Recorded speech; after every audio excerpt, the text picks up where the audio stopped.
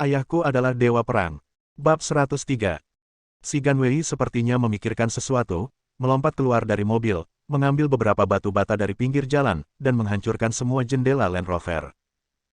Dia bertepuk tangan dan mendengus dingin, "Saya ingat apa yang saya dengar tadi. Anda mengatakan bahwa Tuan Guan tidak berani memecahkan jendela mobil Anda, jadi saya akan menghancurkannya untuk Anda, dan Anda harus membayar 10 kali lipat kompensasinya, kan? Selamat datang padaku. Dasar idiot yang masih berhutang 700.000 yuan padaku. Bodoh." Dia berbalik, masuk ke dalam mobil, dan melarikan diri, meninggalkan dua orang lumpuh di jalan aspal yang panas. Pria dan wanita sepertinya tidak tahu cara mengeriting. Tiba-tiba, Zhang Qing melompat dan menamparkan kepala Ni Zihai dengan keras. "Sialan, bukankah kamu membeli Land Rover secara penuh? Bukankah kamu bilang itu semua tabunganmu? Kamu juga bilang kalau kamu punya lebih dari 2 juta di rekening bankmu, jadi membeli mobil semahal itu tidak masalah. Jadi, Anda meminjam 700.000 yuan dari Tuan Si dengan bunga tinggi. Apakah Anda ingin saya membayar kembali uang itu bersama Anda setelah saya menikah dengan Anda? Dasar bodoh. Dasar bodoh. Aku akan membunuhmu." Dia berubah. Wanita gila itu meninju dan menendang Ni Zihai. Laoni merasa sedih karena dia tahu bahwa dia tidak akan memamerkan kekuatannya sejak awal.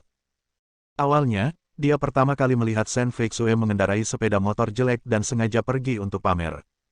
Tidak terduga. Bawalah diri Anda hujan lebat dan angin kencang. Duduk di kursi belakang sepeda motor, Shen Feixue tidak bisa menahan diri untuk tidak bertanya, "Guan Qianjun, bagaimana kamu melakukannya? Bagaimana kamu bisa membuat pukulan besar seperti si Ganwei mendengarkanmu seperti ini?" Guan Qianjun tersenyum ringan. Tertawa, "Apa maksudnya ini? Si Ganwei bukanlah sosok di mataku. Orang yang lebih kuat dan hebat darinya sebaiknya memanggilku Tuan Guan saja. Dia harus mendengarkan semua penjelasan dan pengaturanku, bahkan jika dia ditusuk di kedua sisi, dia akan." Sebelum dia bisa menyelesaikannya, dia menjerit kesakitan. Dua jari giok ramping Shen Feixue seperti tang, mencubit pinggang kuatnya dengan keras dan memutarnya lagi. Jika Guan Qianjun melepaskan kekuatannya, belum lagi dua jari Feixue, bahkan catok asli pun akan patah. Tentu saja dia tidak akan melakukan ini, jika dia mengendurkan seluruh kekuatannya, dia pasti akan dicubit dan dinyengir. Shen Feixue berkata dengan nada menghina, "Ayolah. Selama aku memberimu sepotong kulit kepala babi, kamu tidak akan mabuk berat. Bukankah menarik untuk menyombongkan diri setiap saat? Itu akan menghancurkan anak-anak." Kian-kian yang tidak bersalah yang berdiri di depannya terbaring tertiup angin. Tanpa sadar berkata, "Bibi Feixue, jangan tidak percaya padanya, dia benar-benar hebat, sungguh. Sungguh. Siapapun yang lebih kuat dari Tuan Si harus patuh." Tidak setelah berbicara, dia disela lagi oleh Shen Feixue. "Guan Qianqian, apakah kamu mabuk juga? Aku baru saja mengatakan bahwa Guan Qianjun membawamu ke dalam masalah, dan kamu benar-benar melakukannya untukku. Tutup mulutmu dan berhenti bicara. Aku, Shen Feixue, paling benci menyombongkan anak-anak. Hal kedua yang aku benci adalah orang dewasa yang menyombongkan diri." Kian-kian menghela nafas dan hanya bisa menutup mulutnya. Dia sedikit mengangkat wajah kecilnya dan menatap ayahnya, matanya dipenuhi ketidakberdayaan. Ujung lainnya, perusahaan Yunsang. Kantor mewah Shen Feihua. Dia duduk di kursi bos, menyilangkan salah satu kaki rampingnya, menginjak tepi meja, dan memotong kuku kakinya, mengerutkan kening saat dia memotong, tampak tidak bahagia. Dia memotong kuku kakinya, dan ada aura kepahitan dan kebencian di wajahnya. Sepertinya yang dipotong bukanlah kuku kaki, melainkan musuh. Dia melihat ponsel di atas meja dan bergumam, "Saudaraku, ini hampir jam 2:30, mengapa orang-orang itu belum menelepon kembali?" Di sisi lain, Shen Feichen sedang berbaring telentang di sofa, mengetik dengan semangat. "Elit Raja," dia berkata dengan tenang, "orang yang kamu cari bukan aku, jadi apa gunanya bertanya padaku? Jika kamu ingin bertanya, telepon saja aku. Menurutku kali ini sedikit panjang.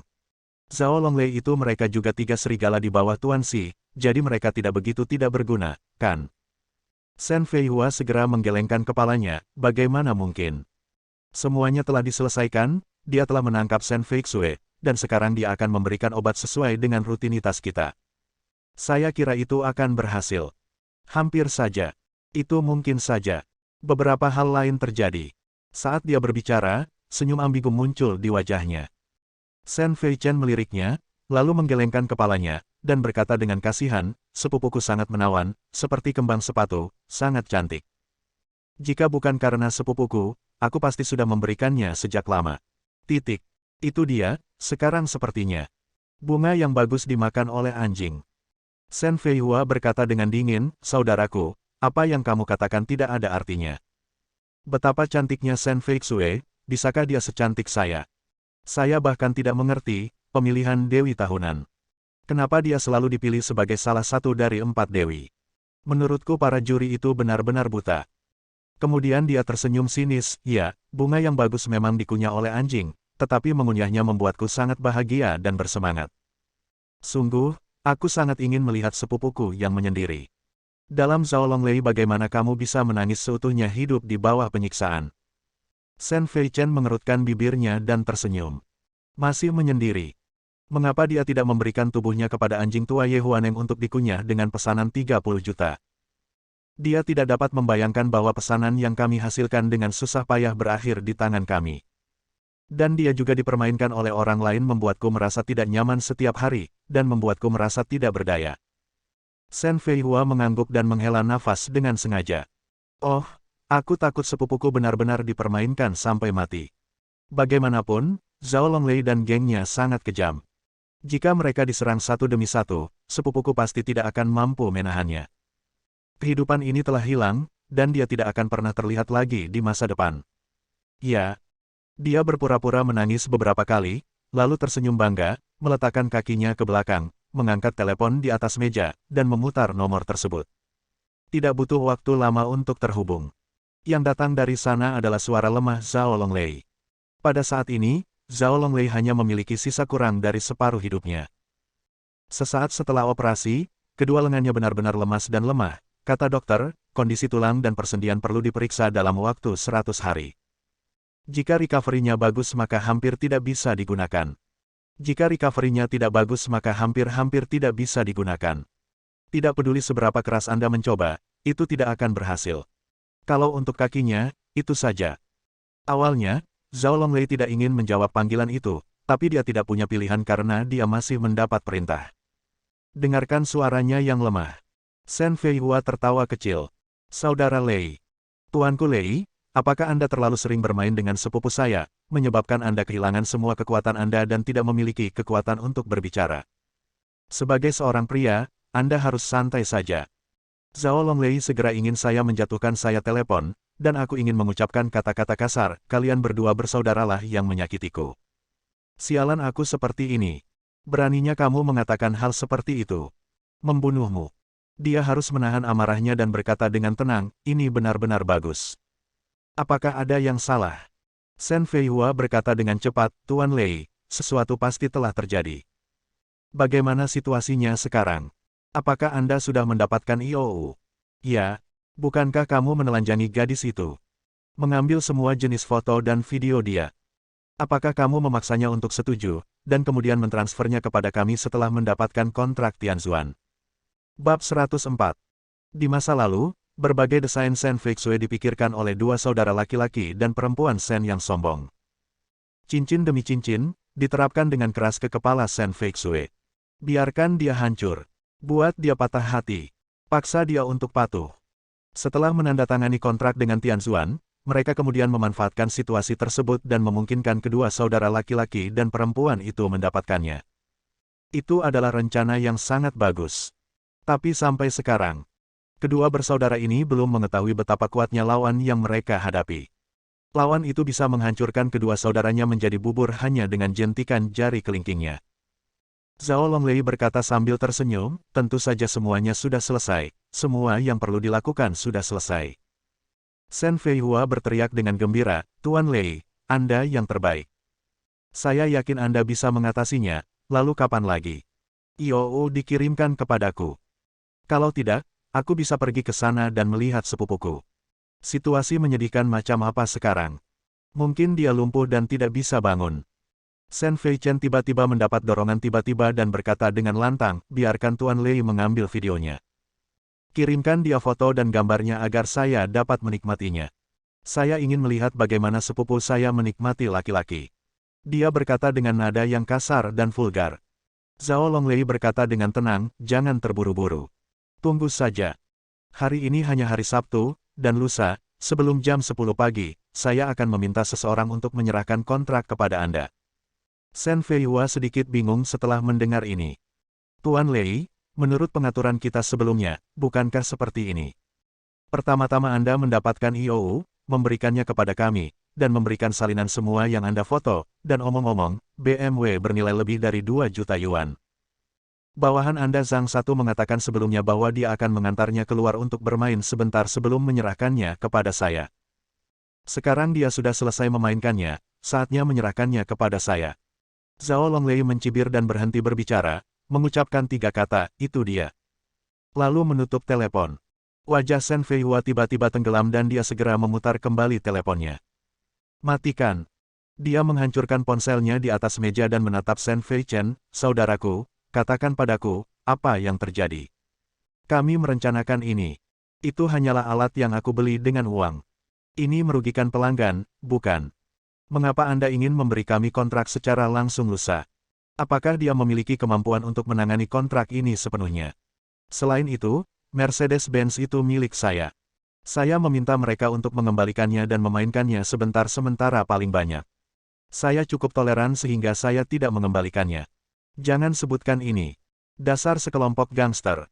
Dia menjadi semakin marah saat dia berbicara. Shen Feichen merasa tenang, persis seperti ini menunjukkan bahwa mereka melakukan sesuatu dengan sangat cepat, tetapi mereka melihat bahwa mereka bisa mendapatkan mobil mewah senilai lebih dari 2 juta yuan, IOU senilai 19 juta yuan, dan mendapatkan Shen Feixue begitu dengan mudah. Tun siang, mereka ingin mendapat lebih banyak keuntungan, lupakan saja, jangan terlalu khawatir, bagi kami, yang paling penting adalah mendapatkan kontrak. Shen Feihua mengertakkan gigi geraham belakangnya, mengepalkan tinjunya erat-erat, itu butuh banyak usaha untuk melepaskannya. Dia mengangguk, oke, saya menganggap diri saya tidak beruntung. Lagi pula, saya tidak akan pernah menemukan gangster seperti itu lagi. Harganya 500.000. Bukankah itu cukup? Anda ingin menelan BMW yang berharga lebih dari 2 juta untuk saya. Dia mengatakannya seolah-olah BMW itu benar-benar miliknya dan dia membelinya dengan uang sungguhan. Shen Feichen menegakkan tubuh dan berkata dengan tenang, mari kita tunggu sampai besok pagi. Tidak peduli apa, saya juga bertanya tentang orang-orang itu dan mereka masih memiliki awal dan akhir dalam pekerjaan mereka. Shen Feixue pasti tidak akan bisa melakukannya. Mari kita tunggu saja hal-hal yang baik, selama kita tidak serakah.